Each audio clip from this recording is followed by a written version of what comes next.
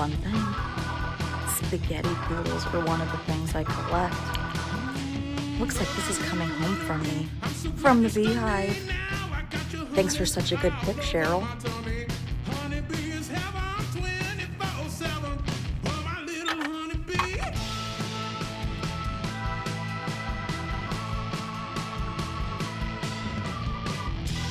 It's a little taxidermy mouse, and it's marked West Germany. Laura, this is the second piece of taxidermy I've gotten from you. The other was a frog wearing a sombrero and a poncho, playing a guitar. I adore you.